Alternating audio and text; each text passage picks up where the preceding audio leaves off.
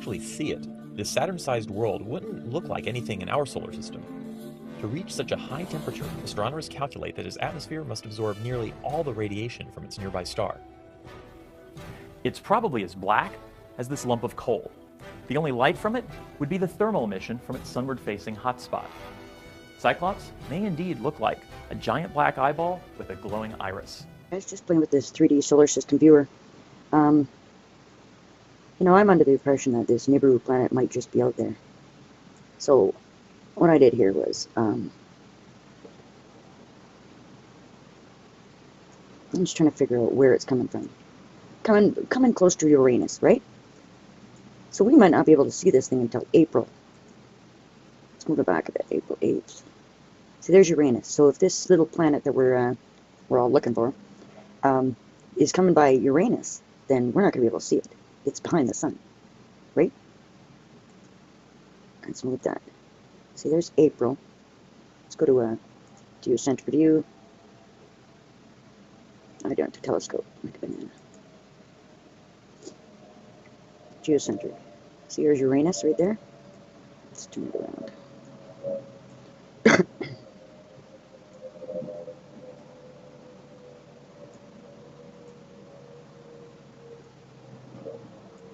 A little bit of a lag here.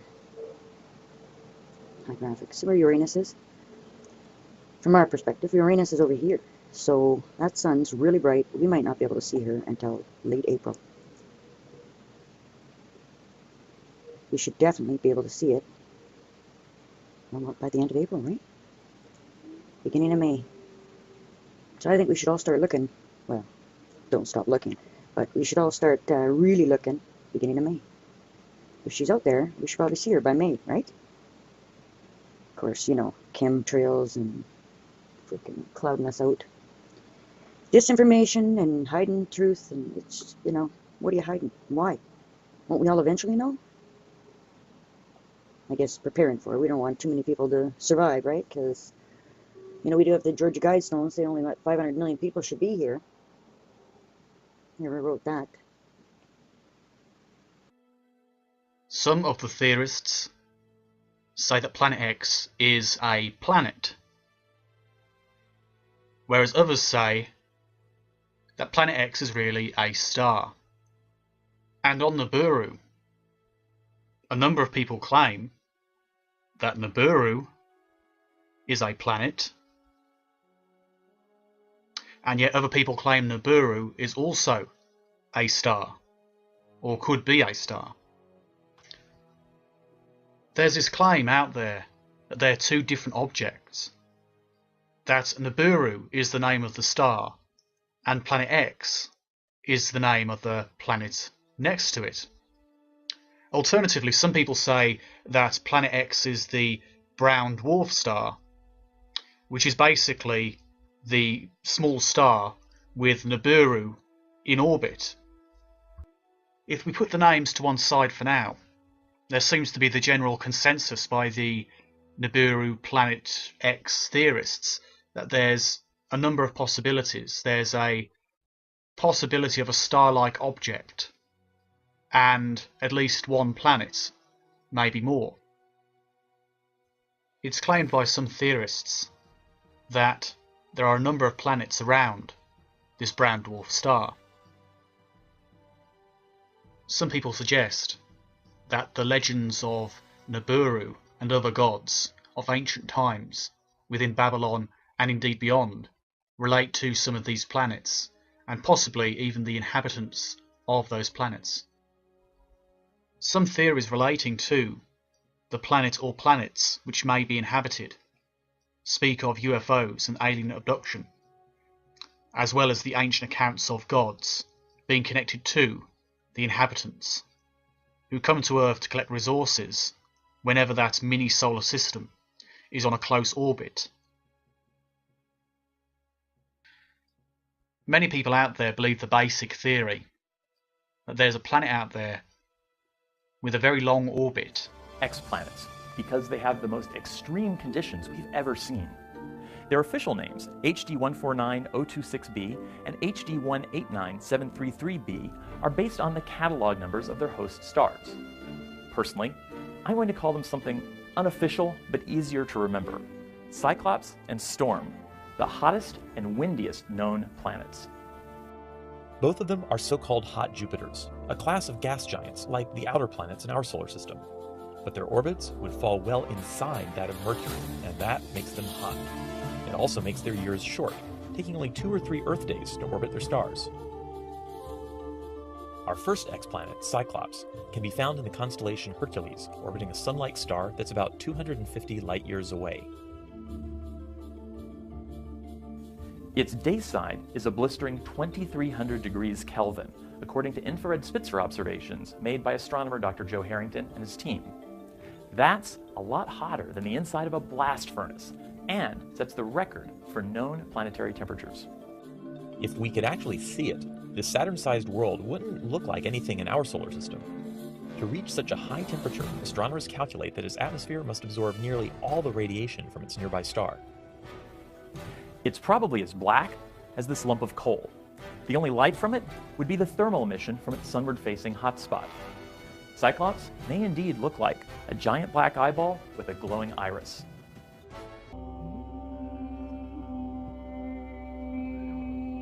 The Lowell Observatory was established in 1894 in Flagstaff, Arizona, by Percival Lawrence Lowell, an independent businessman, mathematician, and astronomer.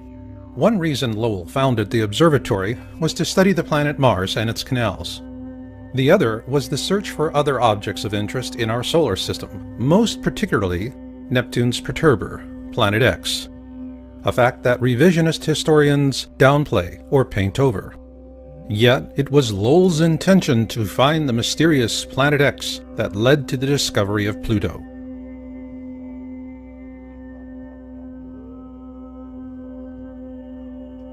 In 1929, 14 years after Lowell's death, a young astronomer by the name of Clyde W. Tombaugh was retained by the Lowell Observatory to carry on the search for Planet X. And on February 18, 1930, he discovered Pluto. At the time, astronomers believed he had found Planet X, Neptune's perturber. Consequently, the topic of Planet X languished for some time after Tombaugh's discovery. However, after the discovery of Pluto's moon Charon in 1978, it was determined that Pluto lacked the mass to be Neptune's perturber, as it is only about 60% the size of our own moon. So with that, the search for Planet X was once again afoot. It's also interesting to note that Pluto was later demoted to the status of a dwarf planet in 2006 by the International Astronomical Union.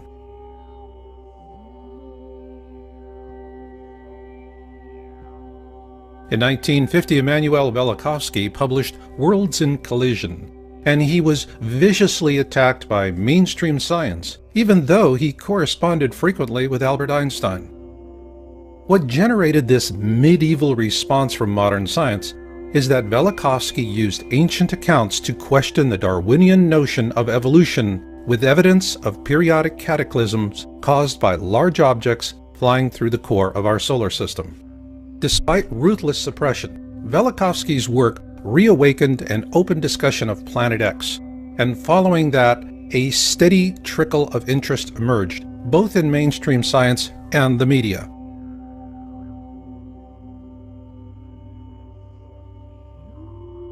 On March 3, 1972, NASA launched the Pioneer 10 spacecraft to explore the outer planets. However, according to government whistleblowers, the real purpose was to find Planet X, or at least to help narrow down the search field. An interesting aspect of Pioneer 10 is that it also carried a small gold anodized aluminum plaque designed by astronomer Carl Sagan, should the spacecraft be found by extraterrestrials. At present, communication with the Pioneer 10 spacecraft is no longer possible.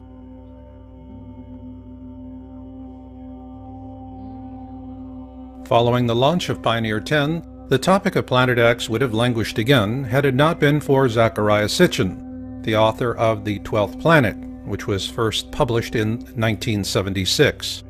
According to his translations of ancient Sumerian texts, a race of beings living on a planet called Nibiru bioengineered early hominids on Earth to turn them into slaves for the purpose of mining gold. called the Anunnaki. These beings lived on a planet the Sumerians called Nibiru, what we call Planet X today.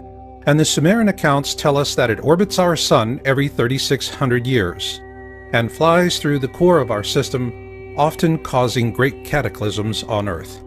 Sitchin's translations and theories are corroborated by an ancient wisdom text called the Colburn Bible. And according to Planet X historian Greg Jenner in his book Planet X and the Colburn Bible Connection, previous flybys of this mysterious object caused the sinking of Atlantis, the deluge, and the 10 plagues of Exodus.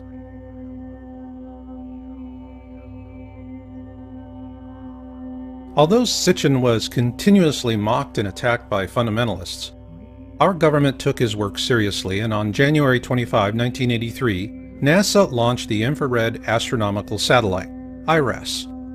Its mission was to map the sky using infrared. According to NASA, IRAS was unable to complete its mission due to a failure in its supercooling system, and much of the data collected from the probe was classified and has never been disclosed. Several government whistleblowers say that this was a cover-up because NASA shut down IRAS after it imaged Planet X. Their accounts parallel an article published by the New York Times on January 30, 1983, shortly after the IRAS launch. Evidence assembled in recent years has led several groups of astronomers to renew the search for the 10th planet. They are devoting more time to visual observations with the 200-inch telescope at Mount Palomar in California.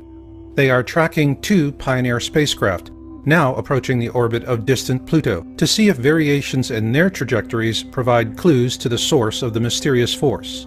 And they are hoping that a satellite-borne telescope launched last week will detect heat signatures from the planet, or whatever it is out there. It is important to note that the term Planet X was also used to refer to a 10th planet. However, after Pluto was demoted to a dwarf planet in 2006, that definition became irrelevant. But what is relevant is what IRAS imaged and the consequences of those observations.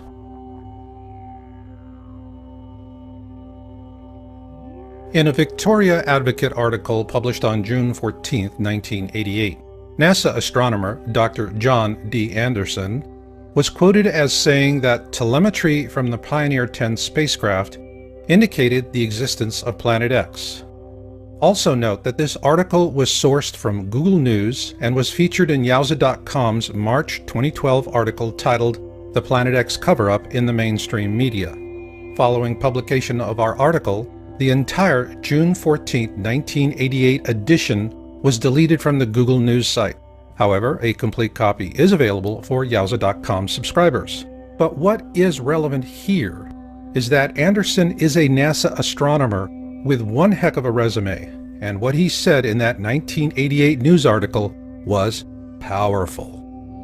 In that article, he said, "We have a 90 to 99% confidence that Uranus and Neptune are being disturbed, and by one candidate for that is a single Planet X." At that point, our government became more interested in keeping public attention focused much closer to home. After all, if you can't see it, it's not there, so go back to sleep, America. Nothing to see here. However, a few curious minds had other notions.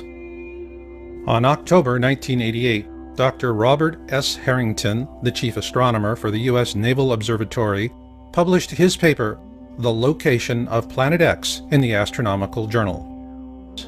In an August 30, 1990 television interview with Zecharia Sitchin, Harrington also said that Pluto had been a satellite of Neptune, but it was dislodged by Planet X, which he believed could possibly sustain some form of life. He also showed Sitchin a diagram he had created approximating the location of Planet X. Following that interview, Harrington commissioned the construction of a special telescope for a Planet X photographic sky survey in 1991, which was completed at the Black Birch Observatory in New Zealand. The New Zealand observations were performed using Harrington's calculations, and the results were sent to NASA. However, those films vanished and have never been seen again, which leaves us with a big question. Did Harrington actually find Planet X, Neptune's perturber?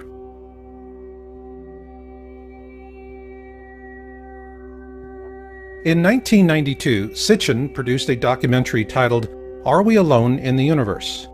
At the end of that film, Sitchin quotes a NASA press release from that same year. Unexplained deviations in the orbits of Uranus and Neptune point to a large outer body system of 4 to 8 Earth masses on a highly tilted orbit 7 billion miles from the Sun.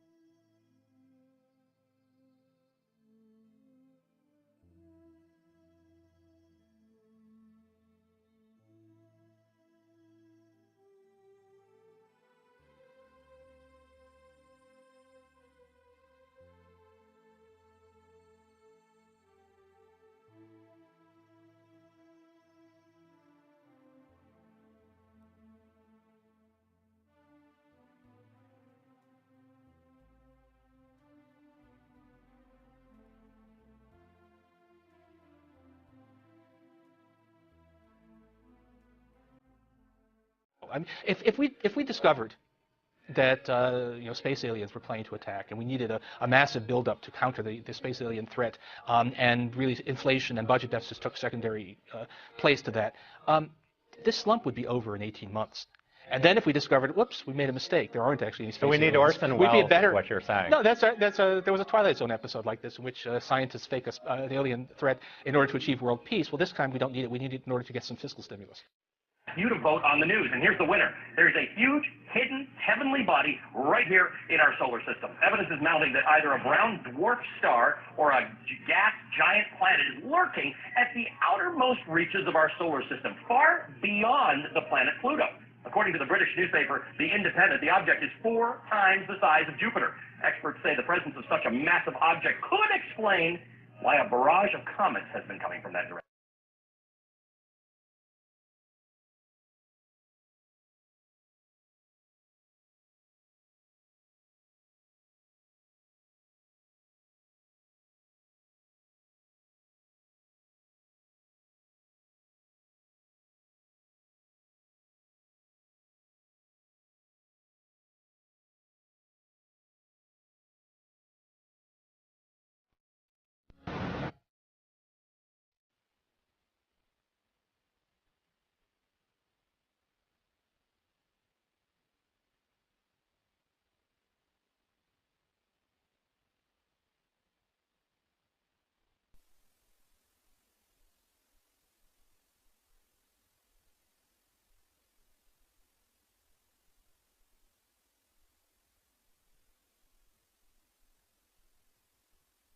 God is our refuge and strength, a very present help in trouble.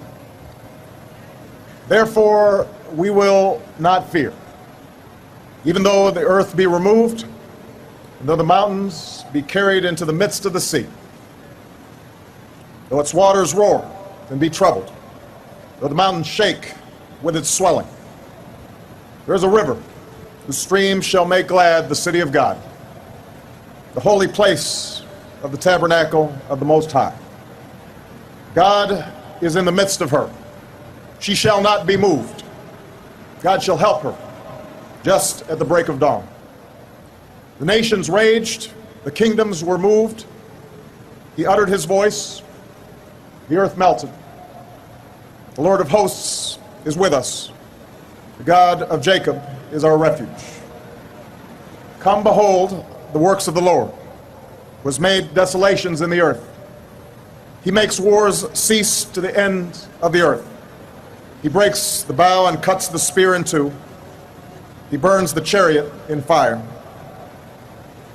Be still and know that I am God. I will be exalted among the nations. I will be exalted in the earth. The Lord of hosts is with us. The God of Jacob is our refuge.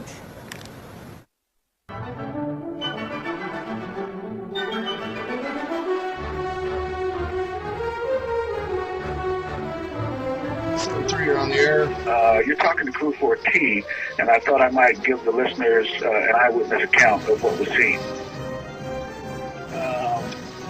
Basically, we've been following this thing since February, and when I talked with Astro Patriot and I first saw the first video that he showed had this huge wave of radiation and orbitals were popping out.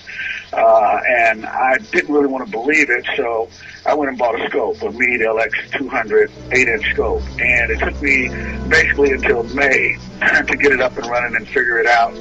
We still didn't quite have the kinks of the camera part out, but we were able to get some viewing. Right on the 29th, 30th, and 31st of May, it basically was motionless in the constellation of Leo, with Regulus as the dominant star. And the alleged comet is over to the left. Over to the right, right around Regulus, there was this huge sort of black area. Black area such that every now and again it would move over, cover Regulus, and you could see the light from Regulus bending over the edge of what we now know as the gravity well. You could see the light bending over their fingers, and then it would move away, and you'd see Regulus as a point in the sky. After studying this for some time, I noticed over on the right-hand corner of this dark area, a little red orbital coming out in a bit of a squirrely figure-of-8 sort of pattern. About then, I started to look up at 12 o'clock, and I saw two more orbitals that popped out. They were white. Then I started looking all around this area, and then over to the left, there were two that were blue that sort of popped in and popped out and popped in and popped out. Also, just underneath here, at about 6 o'clock, were two more white objects or orbitals that were popping out. Now, what's interesting about this, the French, I can't think of the name of their team, but on March 3rd and March 5th, they took a video of this movement across the sky, and it showed all the orbitals. After that, they only showed pictures of the single solitary comet. They didn't show any more time-lapse films. All they did was point to the one area was a comet, and what you really wanted to see was over to the right of that. They didn't take any more pictures of that. I'm sure they saw it. They just didn't take any more pictures. In any event, it scared me so bad that night on the 29th, I immediately called I immediately spoke with Carol and one of the other members of our group. And I actually asked him not to mention it or anything at that point. I was actually frightened. So the next night, which was the 30th, on a Sunday, I thought, well, I don't believe what I saw. It's not real. I'm going to just forget it. I'll just take a look again. And it was still motionless, and unfortunately, it was still there. The orbitals were still there. The popping out was going on. And this, I became even more frightened. And also, I was still a bit in denial. Until finally on the third night, I said, I'll forget what I saw the last two nights, and I'll look at it again, this time on the third night. And on the third night, exact same thing. It was still motionless. The orbital cloud, I don't mean the orbital cloud, but the gravity well was still bending light over Regulus and then moving where you could see Regulus. The red orbital was still coming out, doing a real squirrely orbit. The two on top were there, the two on the left, and the two on the bottom. And, at that point, I couldn't convince myself of that I didn't see what I saw. I'd seen it 3 nights in a row. It didn't go away, and the consequences of that have caused me to make urgent changes in my life and my habits and so forth. By trade, I'm a physician / amateur astronomer / archaeologist and a number of other things. But my main occupation is a physician. I have my own practice, etc. And I've been doing this for 25 years, so I didn't start yesterday. It still makes me tremble to think about what I saw. And then, as time has passed on, we're getting more evidence, more volcanoes are going off, more earthquakes. A 6.7 near the east coast of Japan. They say it's in the sea, and it says it's near the east coast. That's bad enough. But the earthquakes have picked up, the volcanism has picked up, and the weather modification and changes we're having, and we're getting to a point. It's a bit of serendipity, as Tara alluded to before, my calling this particular person and finding out, he's getting calls from China, he's getting calls from folks in Arkansas telling him to come right away, not explaining it to him. And I just happened to call because I sent him an email, and I said, hey, I really don't need these. It's not the money, I'll buy something else. And then he got curious, well, you're in Missouri, he said. And I said, yeah. And he said, well, what do you need with, Arctic sleeping bags? And that's when I told him about Ellie, and then it sort of, I guess he had an epiphany, it clicked as to why the Chinese were urging him to bring his entire family, but not telling him why the same thing with the group in Arkansas, telling him to come, and they'd given him basically a 3-week window.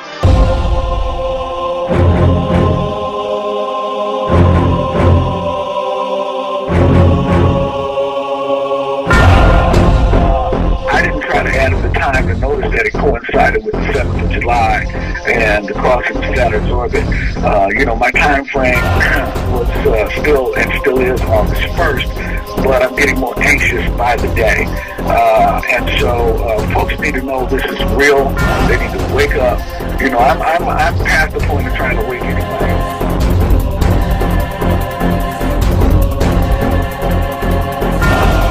Mexico at the Pine Indian, the cliff dwellers, and the problem with them is the elevation is too high. You don't want to be that high. You want to get out of that area. There are 4 or 5 volcanoes in New Mexico, and they're going to blow up and towards that area, so you don't want to be in that ash fall out. There's a volcano that just, I want to say, it wasn't a volcano, we had an earthquake in Arizona today, about a 3.3. I hadn't seen that recently, so, a number of things are going on. This is unstoppable. It's unavoidable. You cannot escape it. You must seek shelter.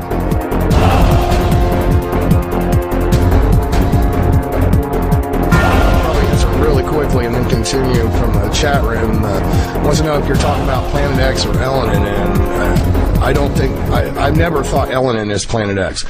Terrell's pretty stuck on that, but I think Elenin is a result of it. It's a comet that's been kicked in. Elenin is extinction level event. Nibiru is near. Right. Does that explain it?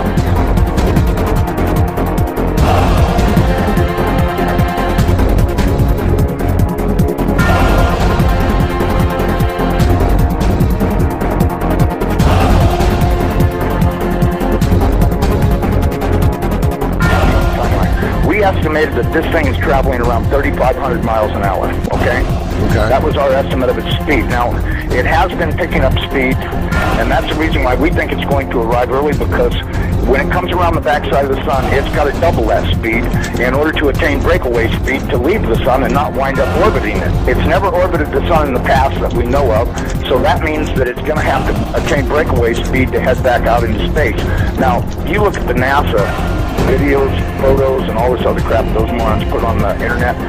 This thing is coming in. It's gonna, as soon as it goes around the top of the sun, it's gonna go back out into space. Right. And it's gonna do this really fast. When it goes past us, it's gonna go past us so fast that we'll almost have no time to get ready. That's my opinion. But just drawing it out on paper a few times and thinking about it, and I went, if this thing picks up enough speed to make breakaway speed, then that means it's going to come past us.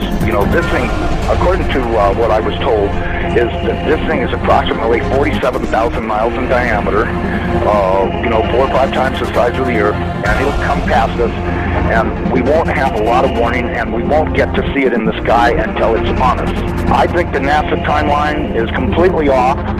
I think this thing's going to arrive much earlier than they say it is.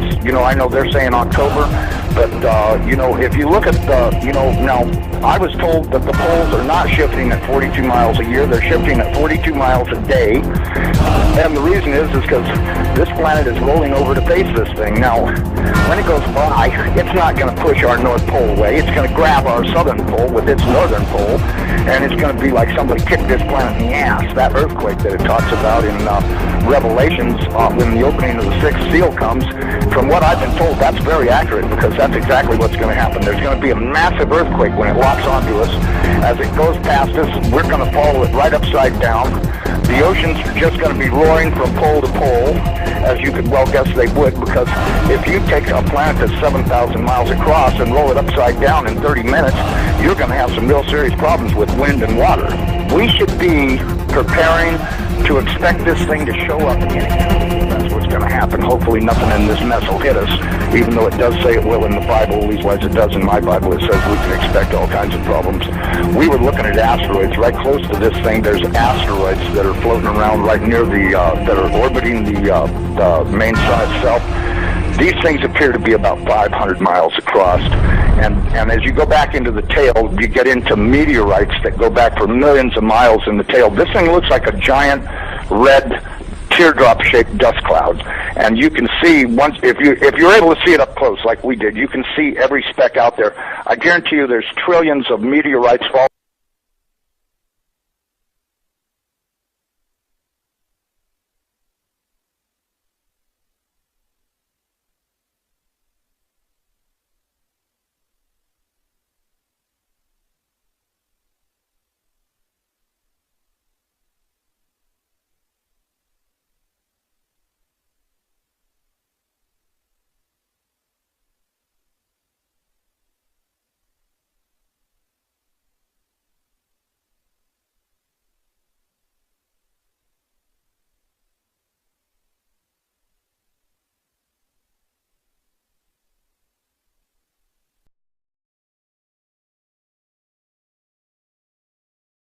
Assumption Parish officials are testing newly discovered gas bubbles near the Bayou Corn sinkhole. Workers from the State Office of Conservation and contractor CB&I have taken samples of the gas bubbles to determine their source, although officials acknowledge the bubbles likely are connected to the sinkhole. Parish officials say the new bubble site in Grand Bayou is about 1/3 of a mile north of Highway 70. Scientists think the gas presents an explosion risk for residents, and that's why the area has been under an evacuation order since the sinkhole's discovery 18 months ago. It's about 700 feet wide, more than 150 feet deep, and it's growing. This giant sinkhole in Texas appears to be swallowing everything in sight. What might have begun as a crack in the ground has grown into something much more menacing. I'm going to go down with a ship. For residents in Dicetta, Texas, the sinkhole is taking on a life of its own. I've been through fires, I've been through floods, nothing like this. Never imagined we'd ever go through something like this. Geologists are still trying to figure out what caused the sinkhole and if there's any way to stop it. Officials say the sinkhole's growth has slowed overnight, while local residents are keeping their sense of humor, naming it Sinkhole de Mayo. This is Dabu 7, and you were looking where a drone had went down to the edge of the sinkhole and caught a lot of good footage here of the inside of the sinkhole, the depth. I got it on the backup channel. I'll leave a link. Also has footage of everything going down and crashing through the floor. So I'll leave a link so you guys can check that out. And now we have a new sinkhole opening up. They've evacuated homes. Hemel Hempstead, 20-foot sinkhole opens up here under the road, right next to it. Huge hole opens up. 17 homes have been cleared, and they sent these people out of there. They wanted everybody around completely out. And as you can see here, it's approximately 30 foot wide, 20 foot deep. With this guy standing, I mean, that shows a pretty good view of it right there. But, you know, they have a good point. They're saying that they're trying to blame this on the weather, and that it's because of all this massive flooding and water and all that they're seeing all this. But they're saying that, hey, we've been seeing this before this. So, regardless, I wanted to update you guys. Another huge sinkhole opens up here. All that had to do was give way right where he's standing, and people are dead driving along that road. So, be careful. Eyes on your surroundings at all times. Y'all stay safe. I'll leave links. Till next time, it's been Dabu 7. Peace. The most powerful earthquakes in the history of the United States happened along the New Madrid Fault in 1811 and 1812. Those earthquakes were reportedly felt more than 1,000 miles away. Scientists assure us that one day we will once again see very powerful earthquakes along the New Madrid Fault. It is only a question of when it will happen. Today, the New Madrid Fault zone covers portions of Illinois, Indiana, Missouri, Arkansas, Kentucky, Tennessee and Mississippi. However, a major earthquake of magnitude -8.0 or greater would likely have a dramatic effect all the way from the Great Lakes all the way down to the Gulf of Mexico. When most Americans speak of the big one, they think of what may happen along the coast of California someday, but the truth is that a New Madrid earthquake could potentially do far more damage. So is there evidence that the New Madrid Fault zone is waking up? Yes, there is.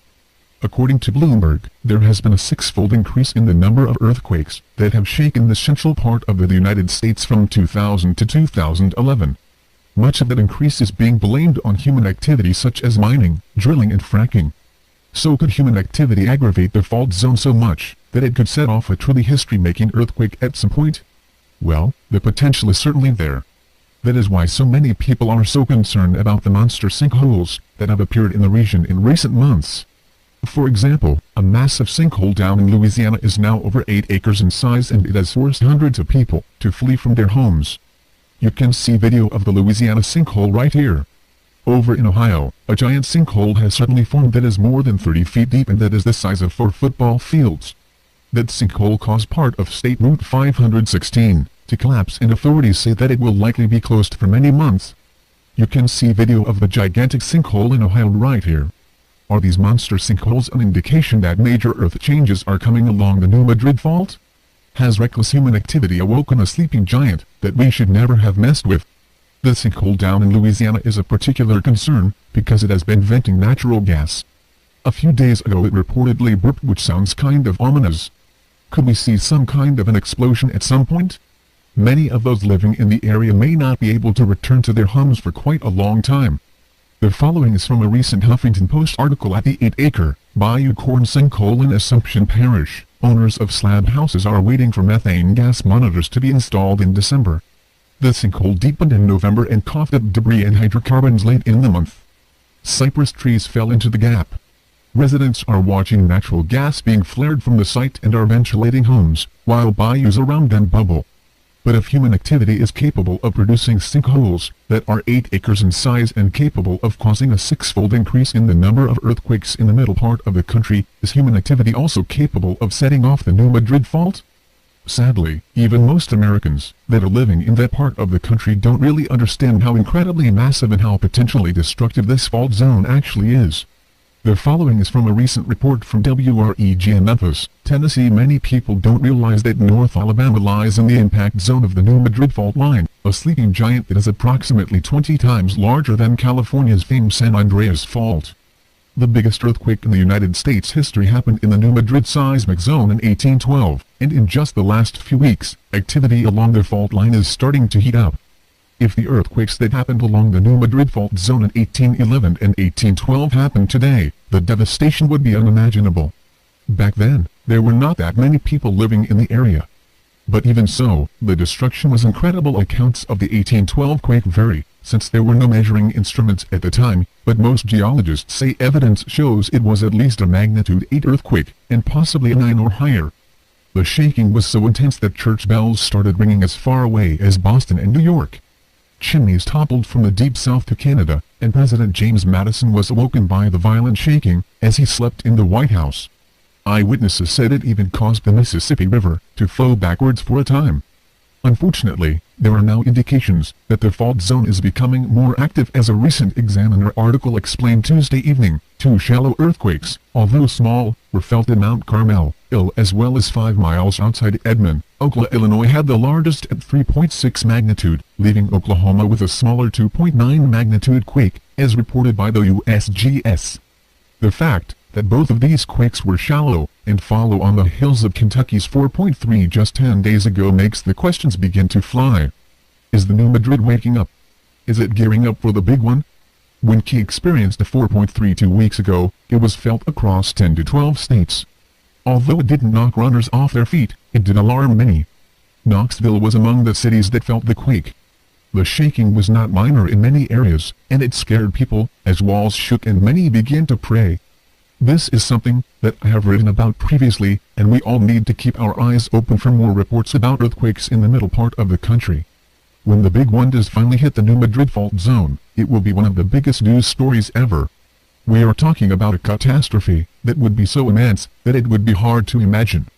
According to ABC News, a study by the Mid-America Earthquake Center found that in the event of a major earthquake along the New Madrid fault, nearly 750,000 buildings would be damaged, 3,000 bridges would potentially collapse, 400,000 breaks and leaks to local pipelines, and $300 billion in direct damage and $600 billion in indirect losses would occur. You can read much more about the New Madrid fault right here. All of this is even more frightening when you consider that there are 15 nuclear reactors along the New Madrid fault zone. In the event that the big one strikes, we could be looking at Fukushima times 15. We have been blessed to have avoided a major earthquake like that for so long in the middle part of the country, but there is no guarantee that the New Madrid fault zone will always be stable, especially considering how much it is being aggravated by man-made activity.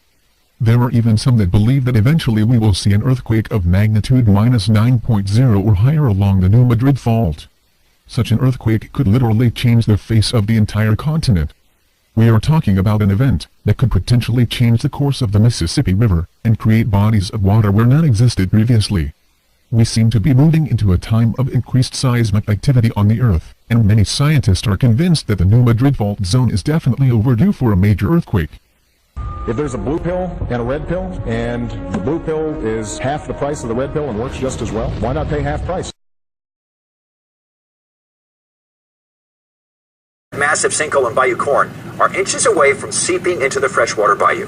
A protection levee built to keep that material in the sinkhole is sinking. News 2's Adrian Pittman gets answers on what could happen if the protection wall gives way. Assumption Parish officials fear the break in the berm could cause major environmental damage in the area, leaving them on high alert. Another year and the same problems in Bayou Corn. It's a little bit frustrating that, all this time has elapsed and here we are, we're still worried about the sinkhole. A growing sinkhole, continuous seismic activity, and cracks in the protection berm around the sinkhole. There's still a lot of things going on way below the surface of the earth where we can't really tell what's going on.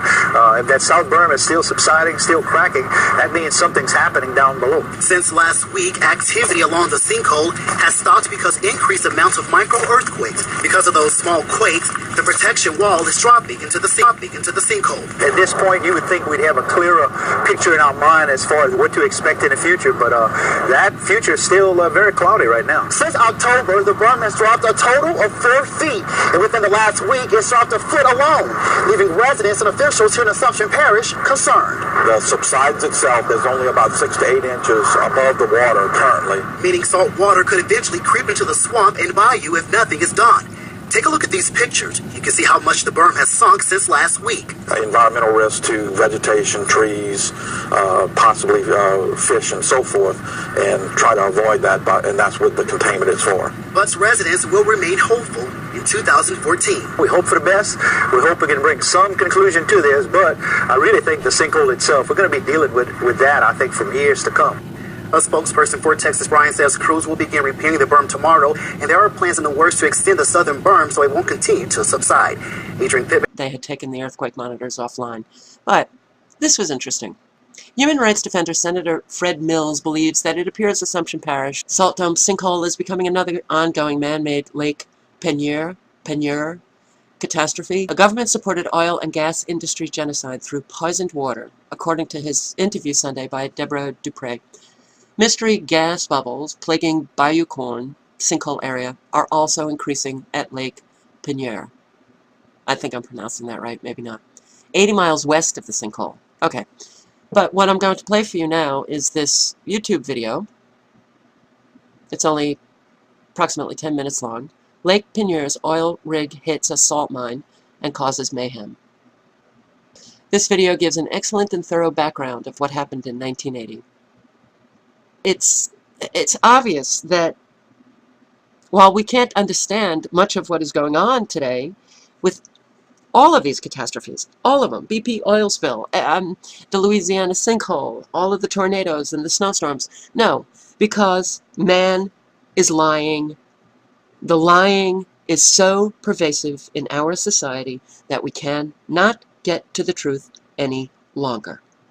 What is also very clear is that corporations are destroying Earth. They are destroying planet Earth, and there are cover-ups in every catastrophe, and the citizens of every country are denied access to documents, they're denied access to meetings, they're denied access to the information that they need to protect themselves and their families. When did you first notice these sinkholes? Well, when that hole started getting bigger, and then once I removed the rock and I cleaned off the garage floor, and I noticed where the water was going, it was making holes that kept getting larger and larger. And as time grew on, that's been maybe within the last 3 months. Okay, let's go look at that one in the garage again. Dramatic pictures out of Ohio this morning. Take a look at this. It's of a sinkhole where it swallowed up a car while it was traveling down a busy street. Officials saying the sinkhole was at least 10 feet deep. Rescuers had to lower a ladder down so that the driver could eventually climb out. Now, she wasn't seriously hurt. Crews used a crane to then pull the car out next. But just look at that boy.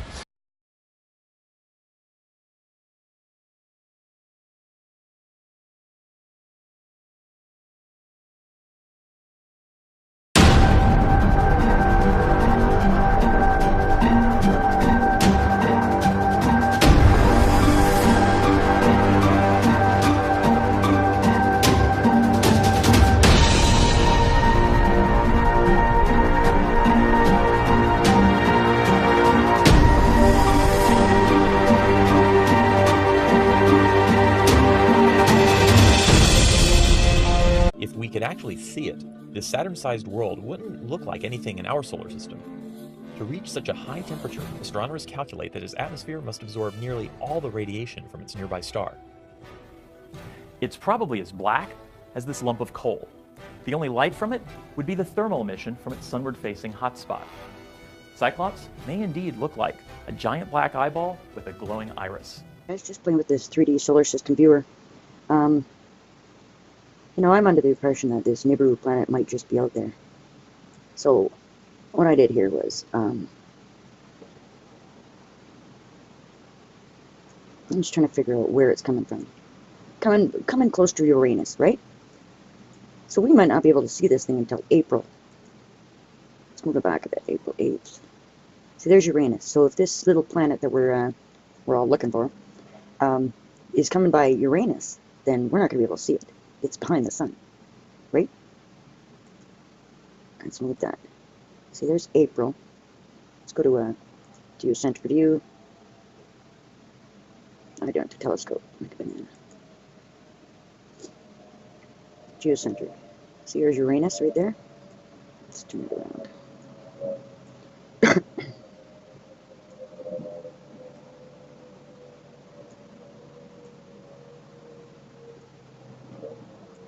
A little bit of a lag here.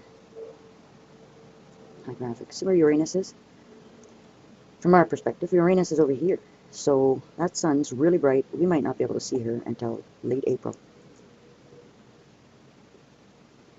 We should definitely be able to see it by the end of April, right? Beginning of May. So I think we should all start looking. Well, don't stop looking. But we should all start really looking beginning of May. If she's out there, we should probably see her by May, right? Of course, you know, chemtrails and freaking clouding us out. Disinformation and hiding truth, and it's, you know, what are you hiding? Why? Won't we all eventually know? I guess preparing for it. We don't want too many people to survive, right? Because, you know, we do have the Georgia Guidestones say only about 500 million people should be here. Never wrote that. Some of the theorists say that Planet X is a planet, whereas others say that Planet X is really a star. And on Nibiru, a number of people claim that Nibiru is a planet, and yet other people claim Nibiru is also a star, or could be a star. There's this claim out there that they're two different objects, that Nibiru is the name of the star, and Planet X is the name of the planet next to it. Alternatively, some people say that Planet X is the brown dwarf star, which is basically the small star with Nibiru in orbit. If we put the names to one side for now, there seems to be the general consensus by the Nibiru Planet X theorists that there's a number of possibilities. There's a possibility of a star-like object and at least one planet, maybe more. It's claimed by some theorists that there are a number of planets around this brown dwarf star. Some people suggest that the legends of Nibiru and other gods of ancient times within Babylon and indeed beyond relate to some of these planets, and possibly even the inhabitants of those planets. Some theories relating to the planet or planets which may be inhabited speak of UFOs and alien abduction, as well as the ancient accounts of gods being connected to the inhabitants, who come to Earth to collect resources whenever that mini-solar system is on a close orbit. Many people out there believe the basic theory that there's a planet out there with a very long orbit. Exoplanets, because they have the most extreme conditions we've ever seen. Their official names, HD 149026b and HD 189733b, are based on the catalog numbers of their host stars. Personally, I'm going to call them something unofficial but easier to remember: Cyclops and Storm, the hottest and windiest known planets. Both of them are so-called hot Jupiters, a class of gas giants like the outer planets in our solar system. But their orbits would fall well inside that of Mercury, and that makes them hot. In also makes their years short, taking only 2 or 3 Earth days to orbit their stars. Our first exoplanet, Cyclops, can be found in the constellation Hercules, orbiting a sun-like star that's about 250 light-years away. Its day side is a blistering 2,300 degrees Kelvin, according to infrared Spitzer observations made by astronomer Dr. Joe Harrington and his team. That's a lot hotter than the inside of a blast furnace, and sets the record for known planetary temperatures. If we could actually see it, this Saturn-sized world wouldn't look like anything in our solar system. To reach such a high temperature, astronomers calculate that its atmosphere must absorb nearly all the radiation from its nearby star. It's probably as black as this lump of coal. The only light from it would be the thermal emission from its sunward-facing hotspot. Cyclops may indeed look like